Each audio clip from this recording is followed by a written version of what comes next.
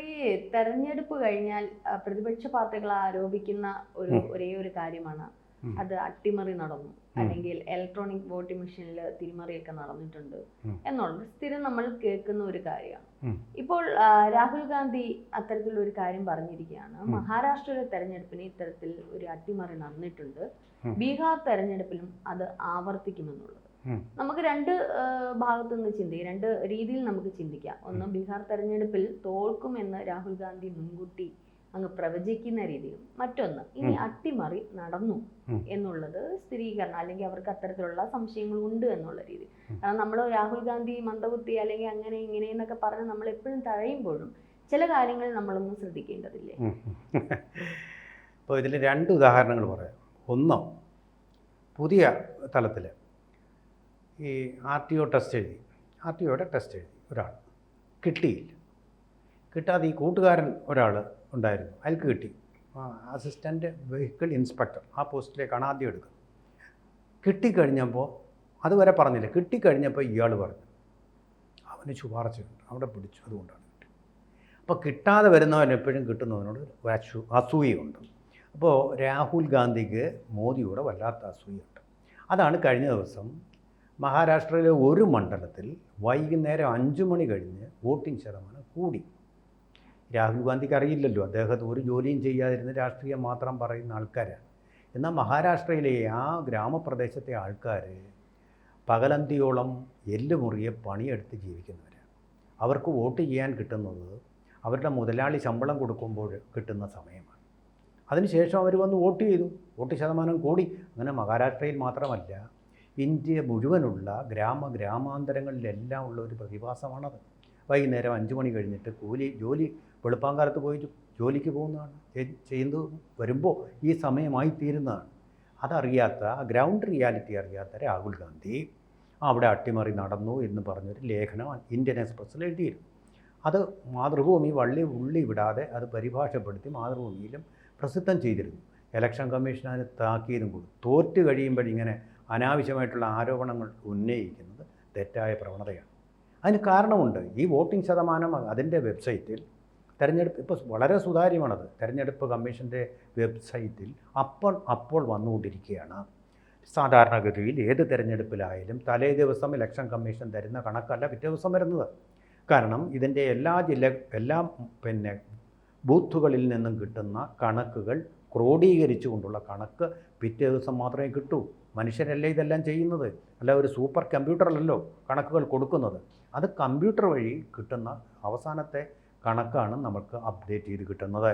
അങ്ങനെ വരുമ്പോൾ പലപ്പോഴും 8, 9, 10% വ്യത്യാസം വന്നിട്ടുണ്ട്. പോളിംഗ് കുറവാണ് എന്ന് പറഞ്ഞെടുത്ത് പോളിംഗ് ഉയർന്ന പോളിംഗ് ആണ് എന്ന് വന്നിട്ടുണ്ട്. ഇന്ത്യയിൽ സാധാരണ ഈ തെരഞ്ഞെടുപ്പ് നിരീക്ഷിക്കുന്ന ഏവർക്കും ബോധ്യമാകുന്ന കാര്യം തന്നെയാണ്. അത്ഭുതങ്ങളൊന്നുമില്ല ഇതിൽ.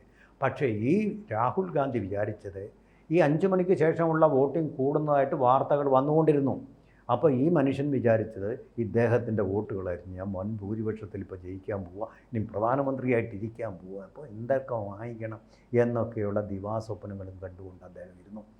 അപ്പോൾ പെട്ടെന്നാണ് റിസൾട്ട് വന്നപ്പോൾ തനിക്ക് ഭൂരിപക്ഷമില്ല, 100-ൽ താഴെയുള്ളൂ മാർക്ക് എന്ന് മനസ്സിലാക്കിയതിൻ്റെ ഫലമായിട്ടുണ്ടായ നിരാശ.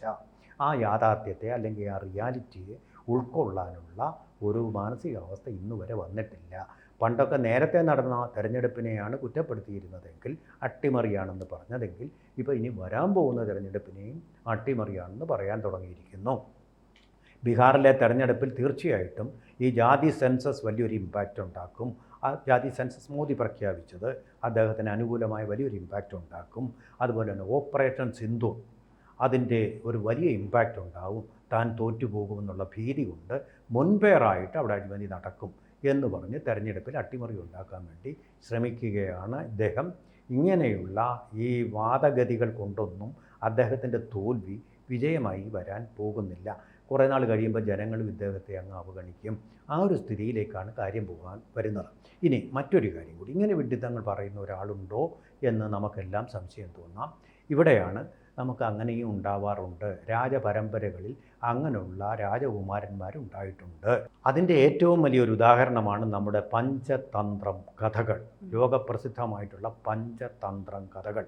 ആ കഥകൾ ഓരോ മനുഷ്യരും ജീവിതത്തിൽ പ്രായോഗികമായി അനുവർത്തിക്കേണ്ട കാര്യങ്ങൾ എന്താണെന്ന് കൃത്യമായി പറഞ്ഞു തരുന്നു. അത് 1, 2 എന്നുള്ള ഉപദേശത്തിൻ്റെ രൂപത്തിലല്ല, കഥകളുടെ രൂപത്തിലാണ്.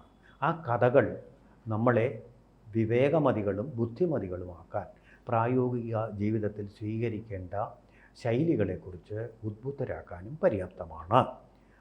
അത്തരം ഒരു കഥയുടെ ആവശ്യത്തിലേക്കാണ് ഇപ്പോൾ നമ്മൾ കാര്യങ്ങൾ പോകുന്നത്. എന്തെന്ന് വെച്ചാൽ, വിഷ്ണു ശർമ്മൻ എന്ന് പറയുന്ന ആളാണ് ഈ കഥകൾ എഴുതിയത്. അദ്ദേഹം എന്തിനാണ് എഴുതിയതെന്നറിയാമോ? അദ്ദേഹത്തിൻ്റെ നാട്ടിലെ രാജാവിനൊരു പുത്രനുണ്ടായിരുന്നു, ആ രാജകുമാരൻ. എത്ര കാലം, എത്ര ഗുരുക്കന്മാർ, ആശാന്മാർ ഇദ്ദേഹത്തിന് പറഞ്ഞു കൊടുത്തിട്ടും നമ്മൾ ജീവിതത്തിൽ പാലിക്കേണ്ട ധർമ്മങ്ങൾ, കർമ്മങ്ങൾ, ഇതിനെക്കുറിച്ചൊന്നും ഈ വിഡ്ഢി കൂശ്മാണ്ഡമായിട്ടുള്ള രാജകുമാരന് ഒട്ടും പിടികിട്ടുന്നില്ല. അപ്പോൾ അങ്ങനെ വന്നപ്പോഴാണ് വിഷ്ണു ശർമ്മൻ്റെ അടുത്തേക്ക് വിട്ടു. വിഷ്ണു ശർമ്മനാണെങ്കിൽ കാര്യങ്ങളായിട്ട് പറഞ്ഞു കൊടുക്കാതെ കഥകളായിട്ട് പറഞ്ഞു കൊടുക്കുകയും ആ കഥകളിലൂടെ ഈ രാജകുമാരൻ സദ്ബുദ്ധിയുള്ള ഒരു ഭരണകർത്താവായിട്ട് മാറുകയും ചെയ്തു. അതുപോലെ എനിക്ക് തോന്നുന്നു ഇപ്പോൾ നമ്മുടെ രാഹുൽ ഗാന്ധിക്ക് ഇപ്പോൾ വേണ്ടത് ഇതുപോലൊരു പഞ്ചതന്ത്രം കഥകളും ഒരു വിഷ്ണു ശർമ്മനെ പോലൊരു ഗുരുവുമാണ്. KC വേണുഗോപാലോ ജയറാം രമേശോ പവൻ ഖേരിയോ അതുപോലെ മല്ലികാർജുൻ ഖാർഗെയോ ഒന്നും വിചാരിച്ചിട്ടും ശശി തരൂർ വിചാരിച്ചിട്ട് പോലും വിവേകബുദ്ധി അദ്ദേഹത്തിൻ്റെ തലയിലേക്ക് പമ്പ് ചെയ്യാൻ ഇതുവരെ കഴിഞ്ഞിട്ടില്ല.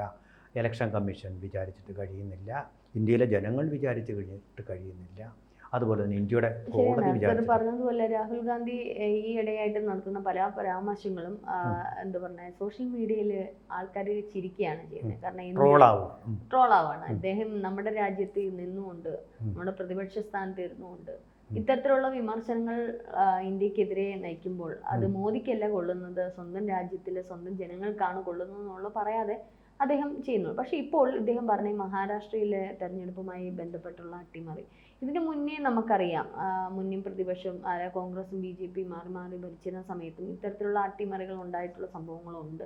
പക്ഷെ ഇവർ ഈ പറയുന്ന എല്ലാ കാര്യങ്ങളും ശരിയാക്കണമെന്നില്ല, അതിനുള്ള തെളിവുകളില്ല, അല്ലെങ്കിൽ തെളിവുകൾ കൊണ്ടുവരേണ്ടതുണ്ട്. പക്ഷേ ഇത്തരത്തിലുള്ള അട്ടിമറികളൊക്കെ ഉണ്ടായിക്കൂടെ? ഇപ്പോൾ ഇലക്ട്രോണിക് വോട്ടിംഗ് മെഷീൻ എന്ന് പറയുമ്പോഴും ഇത്തരത്തിലുള്ള സംഭവങ്ങൾ ഉണ്ടായിക്കൂടെ? അത് വളരെ ശാസ്ത്രീയമായിട്ടും സാങ്കേതികമായിട്ടും പരിശോധിക്കുക എന്നുള്ളത് മാത്രമേ നമുക്ക് ചെയ്യാൻ കഴിയൂ. അത് രണ്ടും പരിശോധിച്ച് കഴിഞ്ഞിട്ടുണ്ട്. ഇത് ഫുൾ പ്രൂഫാണെന്ന് തെളിഞ്ഞു കഴിഞ്ഞിട്ടുണ്ട്. എന്നിട്ടും ബോധ്യം വരുന്നില്ല എന്ന് പറയുമ്പോൾ അതിനെ നമ്മൾ വിളിക്കുന്ന അന്ധവിശ്വാസം. ആ ഒരു അന്ധവിശ്വാസവും കൊണ്ട് അദ്ദേഹം നടക്കട്ടെ. പക്ഷേ അദ്ദേഹം പാർട്ടിയിലും അവകാശനായി, ജനങ്ങളിൽ മാത്രമല്ല അദ്ദേഹത്തിൻ്റെ പാർട്ടിക്ക് തന്നെ മതിപ്പ് വരുത്തിക്കൊണ്ടിരിക്കുകയാണ്. നമ്മൾ ശാസ്ത്രീയമായിട്ട് തെളിയിച്ച ഒരു ശാസ്ത്ര സത്യം എന്ന് പറയുന്നത് നമ്മൾ അംഗീകരിക്കണ്ടേ? വൈദ്യുതി കറണ്ടിൽ തൊട്ട് കഴിഞ്ഞാൽ ഷോക്ക് അടിക്കും എന്നുള്ളത് നമുക്ക് ശാസ്ത്രീയ സത്യമല്ലേ? അങ്ങനല്ല, ഷോക്ക് അടിക്കത്തില്ല എന്ന് പറഞ്ഞ് കൈ പോയി കൊണ്ട് തൊട്ടാൽ ആ പരിപാടിയാണ് ഇപ്പോൾ രാഹുൽ ഗാന്ധി ചെയ്തുകൊണ്ടിരിക്കുന്നത്. നാഴികയ്ക്ക് 40 വട്ടം ഭരണഘടന എടുത്ത് പൊക്കി തലയെ വെച്ചുകൊണ്ട് ഇന്ത്യൻ കോൺസ്റ്റിറ്റ്യൂഷൻ എന്ന് പറയുന്ന ആളിപ്പോൾ ഇന്ത്യൻ ഭരണഘടനയെ ചോദ്യം ചെയ്യുകയാണ്. ഭരണഘടനാ സ്ഥാപനമാണല്ലോ, എങ്ങനെ ആയിക്കോട്ട് വന്നോട്ടെ, ഭരണഘടനാ സ്ഥാപനത്തിനെ ചോദ്യം ചെയ്യുകയാണ്, അതിൻ്റെ വിശ്വാസ്യതയെ ചോദ്യം ചെയ്യുകയാണ്, തെരഞ്ഞെടുപ്പിൻ്റെ വിശ്വാസ്യതയെ ചോദ്യം ചെയ്യുകയാണ്. അദ്ദേഹം ഉയർത്തിപ്പിടിക്കുന്ന ആ ഒരു സാധനത്തിനെ അദ്ദേഹം ചവറ്റുകൊട്ടയിലേക്കാണ് വലിച്ചെറിഞ്ഞുകൊണ്ടിരിക്കുന്നത്. അദ്ദേഹത്തിൻ്റെ ഈദൃശമായിട്ടുള്ള വർത്തമാനങ്ങളിലൂടെയും പ്രവൃത്തികളിലൂടെയും അവിടെയാണ് കോൺഗ്രസ്സിന് അടിയേൽക്കുന്നത്. ഭരണഘടനാ സംരക്ഷകമായിട്ടുള്ളൊരു പാർട്ടിക്ക് ഏറ്റവും വലിയ അടിയേൽക്കുന്നത് മോദിയിൽ നിന്നല്ല, അവരുടെ നേതാവായിട്ടുള്ള രാഹുൽ ഗാന്ധിയിൽ.